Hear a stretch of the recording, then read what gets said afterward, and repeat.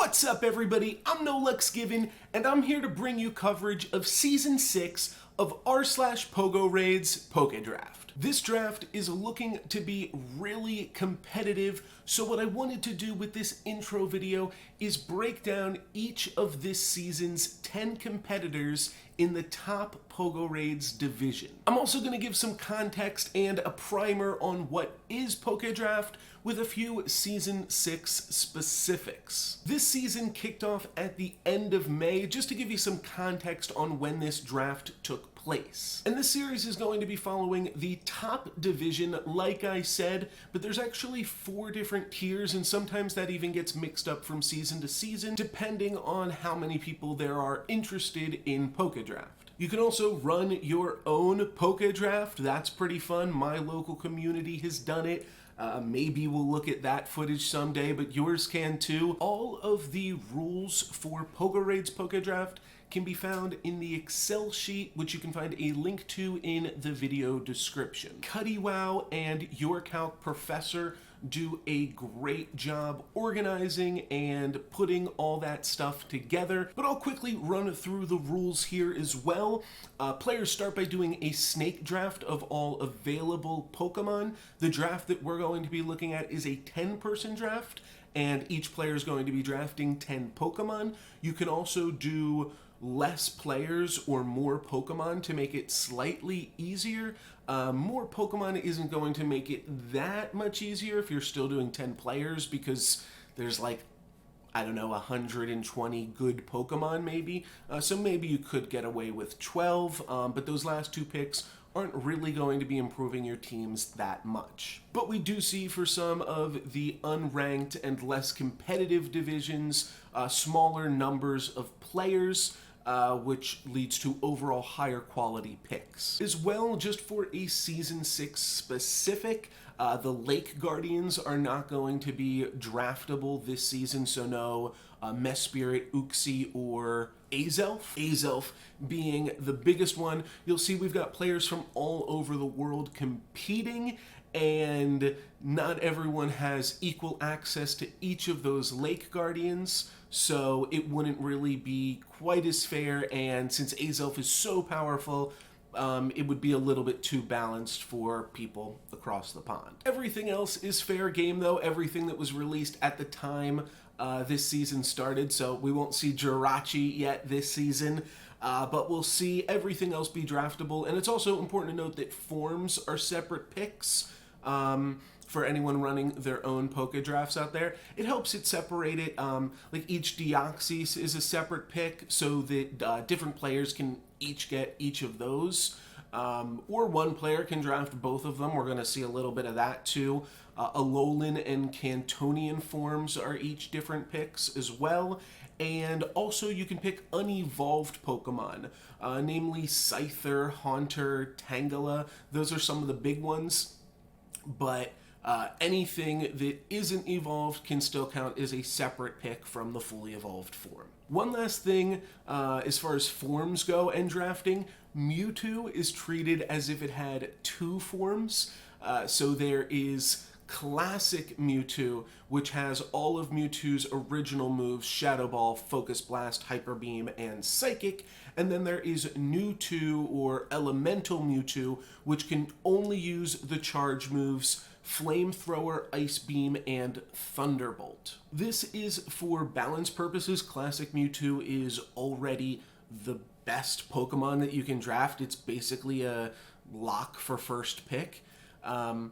So those 3 elemental moves just aren't needed on it, and it helps break up the draft a little bit more, spread the love, if you will. So once all the players have their Pokemon, they then compete for the fastest times against randomly selected Tier 3 raid bosses. Your time in a run is whatever time is left on the clock when your flee or change Pokemon buttons disappear. That's just the easiest way to represent your time in a raid, is that time remaining. So when you see someone post 76-second Machamp run, that means that they killed Machamp with 76 seconds left on the clock. The top time for each boss receives a score of 100 points, and then everybody else gets a percentage of points based on how well they did relatively to the top score. And the least amount of points you can get is 25. Here's the formula for that. I'll throw it up on screen. So most people are normally getting about 70 plus points for every boss, but more difficult bosses might actually have a bigger point discrepancy. So this might be a little bit complicated here, but if you think about if everybody is killing the boss with like 70 to 50 seconds remaining, that 20-second difference isn't as big of a percentage than if the range was 25 to 5. 25 to 5 seconds is still a 20-second difference, but it's a much bigger percentage increase, with 25 being 5 times bigger than 5 seconds. Hopefully that makes sense. There's not too much that like you really focus on there, but it does mean that it is like worth trying sometimes to get really good times on difficult bosses. Occasionally there's bosses that are like super difficult. Jolteon comes to mind, where you really only have like a few different teams that can even defeat it, and that can make for huge swings in a PokeDraft as well. But yeah, it's just worth noting, like, the easy bosses, sure, somebody might be able to blow them out of the water, get like 80 seconds, but if everybody else is getting like 60, it doesn't wind up actually being that big of a deal, believe it or not. So how do we select the raid bosses? For each raid boss rotation, a random set of bosses is selected.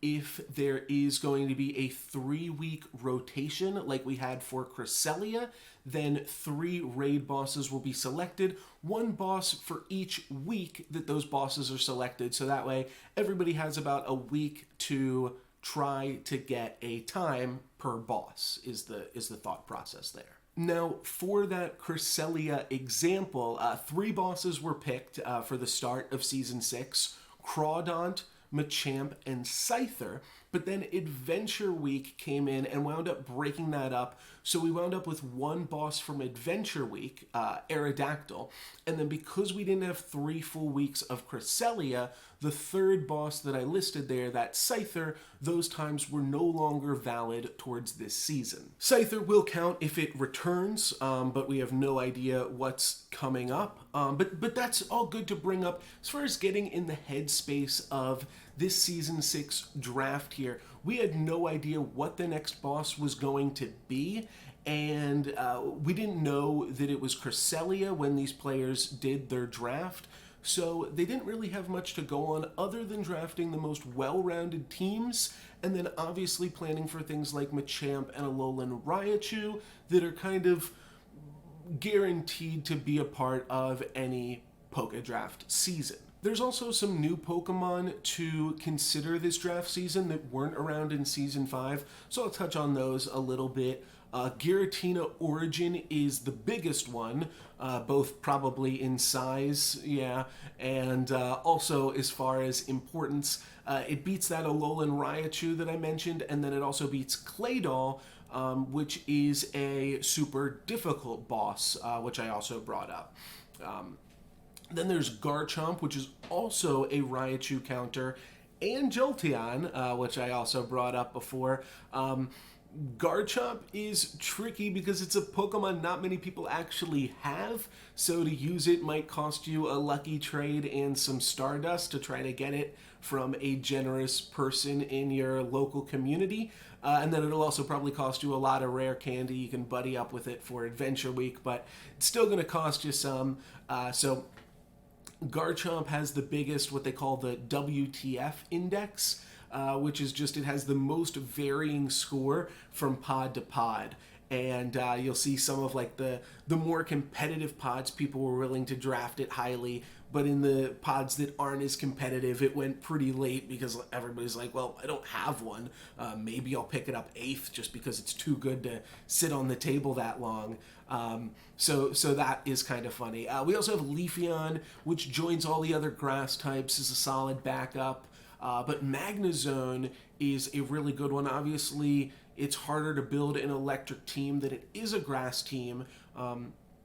So Leafeon might even be better. I don't have the numbers in front. I think Leafeon does get drafted first, actually, just because people value those grass-type Pokemon more, easier to build a grass team.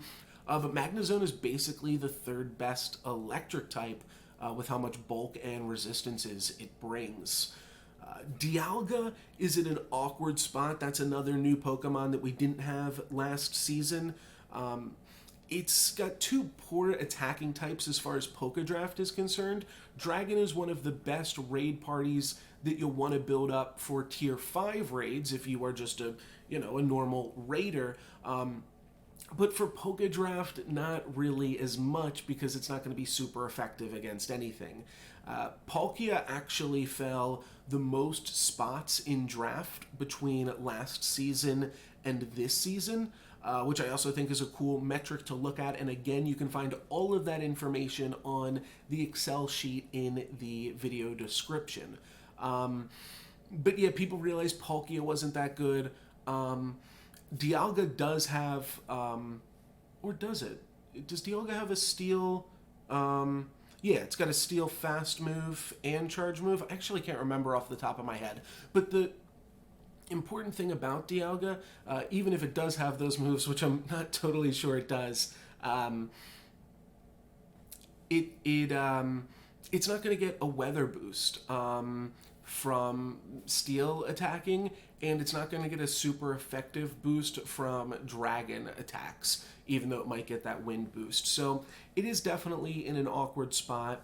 Then we also, rounding out the new Pokemon, have Glaceon and Hippowdon. They're also new pokes. Glaceon is like a last round pick, ice type, kind of narrow. Again, not going to get that weather boost. And Hippowdon is just a little lackluster. I think it got drafted in one pod. It's not really a pick. It would be like me mentioning Gastrodon or something here. Yeah, they're not really great. We also have a new and improved Blaziken with Torchic Community Day and Mudkip Community Day is likely around the corner. But Blaziken we're going to see get picked up pretty highly. Slacking Community Day was announced at this time, but nobody knew what the exclusive move would be. I was personally in the corner for Slacking. I was saying, okay, 10th round, if Slacking's on the table, sure, you could pick like a Lunatone, and that winds up being good for a lot of players too. But, I mean, Slacking could just be amazing, and you don't know. Obviously, we know it wound up not being amazing. Only one person picked it, not in the league that we're going to be looking at.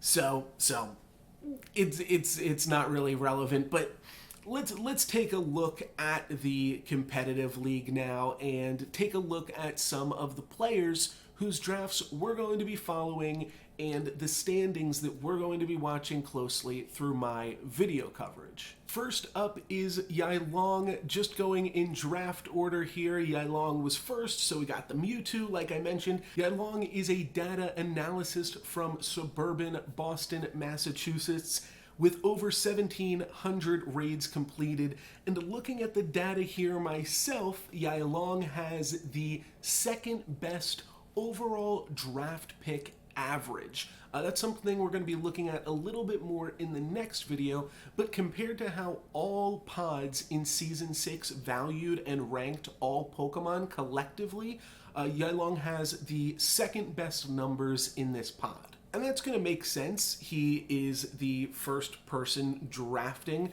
but he picked up a lot of strong Pokemon. You can see that he's got the Entei, the Raikou, the Gyarados, the Metagross, all great Pokemon. Thing is, we'll have to see how these Pokemon work together. You're not really going to be using Entei and Raikou at the same time, so will Yilong be able to fill out good raid parties? And I think he will. Yilong had a very impressive first place finish in one of the top competitive pods last season. What was interesting about this though is Yilong did not have any first place times against any specific bosses. He just did it with consistency. Consistency throughout the whole thing, getting a lot of second place finishes and very close second place finishes was enough to actually secure him the first place spot.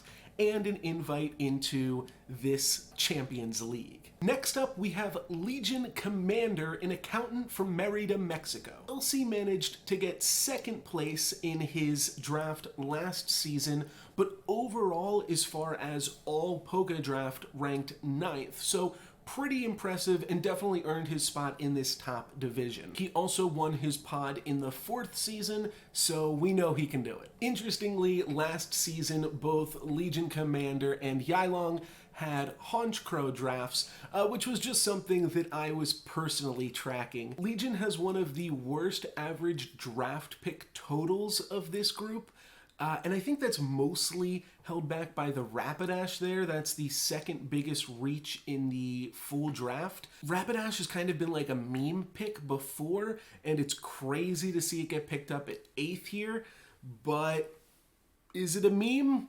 We'll have to see. Next up is McShinyballs, our Groudon drafter. McShinyballs is one of our Moroccan drafters from Casablanca, so he'll be able to make use of all of Groudon's clear weather boosts. He put up one of the most impressive finishes last season, again drafting Honchcrow, but he was able to pair it with classic Mewtwo as well, and this gave him the second best total score in all of Season 5.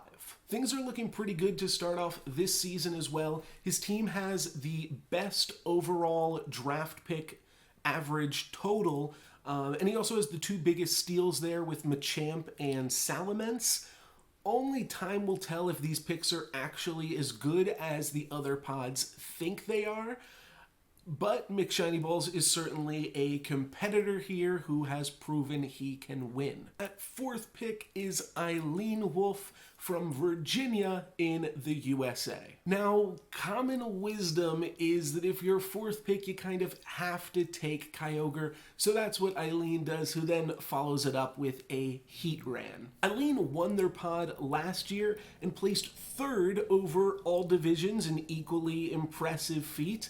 So pretty good things from Eileen here. Looking at their draft this time around, they actually tie Yilong for the most legendary Pokemon drafted, but I'm going to give the nod to Eileen because with that Ho-Oh in there, Ho-Oh basically counts for like 2 or 3 Pokemon because you have to max multiple with those different hidden power fast moves. Mathematically, Eileen's picks are right in the middle of the pack, and their success pretty much just hinges on how good Kyogre winds up being. 5th up is I Am the Black Metal from Washington, D.C., who plays mostly on foot while walking his dogs. On the other side of that spectrum here, I Am the Black Metal drafted 0 legendary Pokemon, opting the first 2 pickups in Glass Cannons with Roserade and Rampardos. That said, while they don't have any legendary pickups, they maybe have the 3 rarest Pokemon in the draft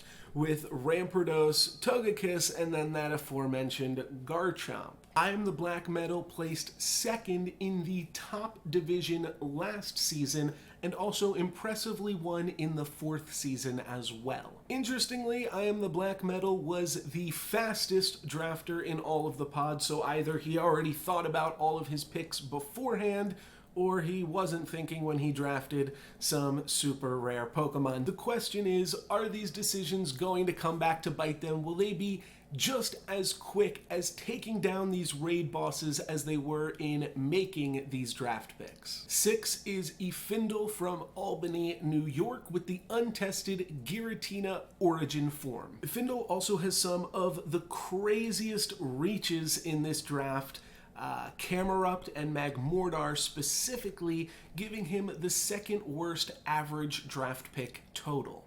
Notably, they also have Gardevoir, which I didn't bring up at the beginning of this video, but it is possible that Gardevoir sees a community day this summer as well, with Charm just being added to the code. So Gardevoir might get a little bit better. It's already 2nd pickable, but yeah, it could even improve beyond that. 7th pick here, we have David from Maryland. David is one of the most prolific PokeDraft drafters. He won the top division in Season 5 and in Season 4. In both of those seasons, David also had the highest performance out of all players from all pogoraids pods. He's incredibly impressive and also just has an incredible vantage on PokeDraft. One of the reasons that we're going to be talking with him in the next video and doing a full breakdown of all of these players' drafts. David is the guy to beat this season. In Season 3, we gotta go back a little bit, but in Season 3, David didn't win. He did come in second place, though, to Chapo Trap, someone that will also be following this season. Chapo hasn't drafted since that Season 4 win, but has completed over 100 raid 1v1 challenges, which you can find on his YouTube page. He is still very well practiced, and Chapo didn't draft again this season, but instead, Chapo will be competing alongside David using his exact team. So for each raid boss that comes up, Chapo will also be trying to get the best raid time, and then those head-to-head times will be compared against each other. Whoever wins more of those head-to-head battles is the victor, and the loser has to transfer their entire team of 10 Pokemon. So some big stakes here for David. Obviously, he wants to win this season, but there's a little bit more to light that fire for him this season. Chapo, of course, has defeated him before. Will he be able to do it again? I'm not sure.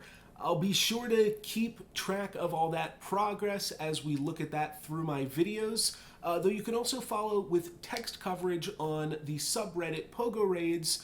CuddyWow is going to be putting out some text coverage throughout the weeks to kind of track how that follows along. So actually looking at the team here now, David and Chapo do have a pretty good team, despite the fact that Chapo does not have access to that legacy Omastar, which David kind of used his 10th pick to get an edge over his direct competitor. So that is David's spicy kind of leg up over Chapo Trap. All I'm gonna say is the other raiders in this pod should be happy that they won't also have to delete their teams.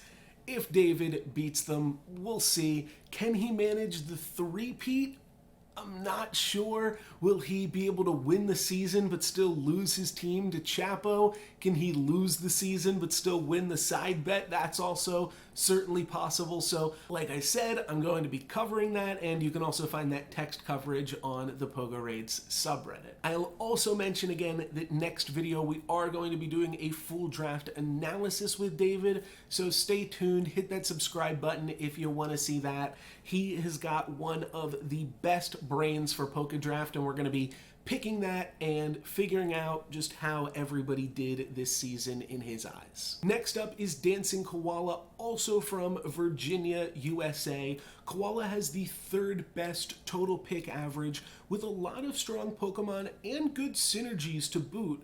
They've got a good flying, grass, water, bug, and ghost team, so things are looking pretty good for Dancing Koala here. Koala placed second in a top pod last season, but ranked 10th overall, so that is more than enough to qualify for this top division here. Also had an impressive win in the 4th season. Overall, we've got a very similar story to LegionCommander.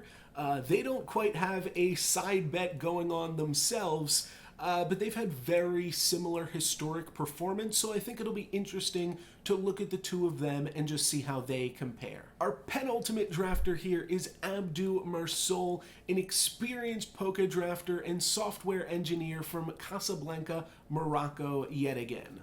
Abdu has consistently placed third in the past 2 seasons of PokeDraft in the top division after a victory in Season 3. This makes Abdu one of the most consistent high-level drafters alongside David and I Am the Black Metal. So those 3 have been in the top division this whole time. Considering Abdu's limited access to key weather boosts, this is even more impressive because Casablanca isn't really going to get rain or clouds as much, meaning fog is also a lot more difficult.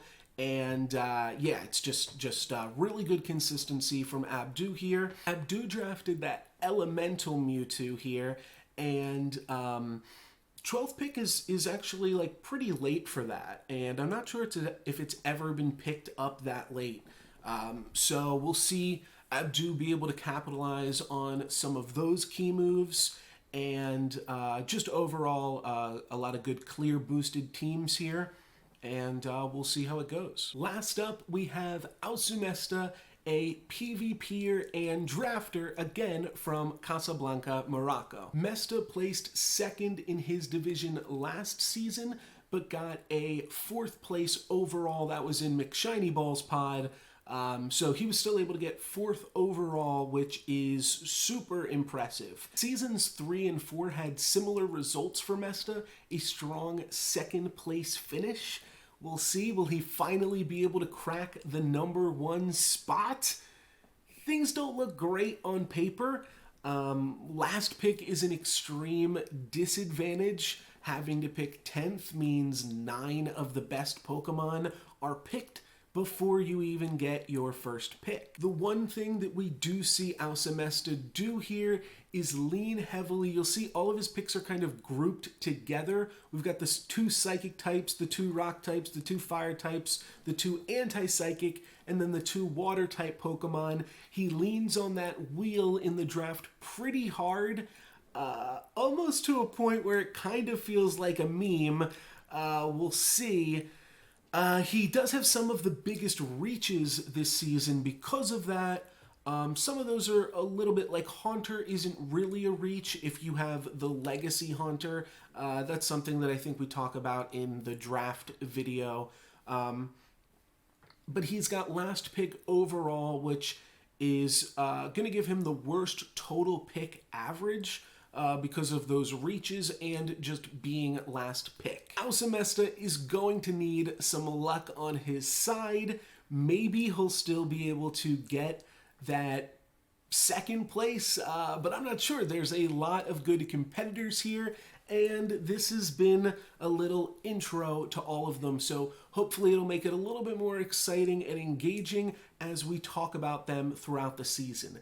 The next video up is draft coverage with David. Subscribe and stay tuned if you want to see that, and then we'll have coverage showcasing all of the individual raid battles of all of the competitors and tracking their progress and standings throughout the season, as well as those sweet side bets, and we'll see if we can get some more to spring up. That is going to be it for me, guys. Thank you very much for watching. Leave a like if you enjoyed it. Leave a comment to let me know what you'd like to see more of in the future. But that's going to be it for me. I'm NoLucksGiven. Peace.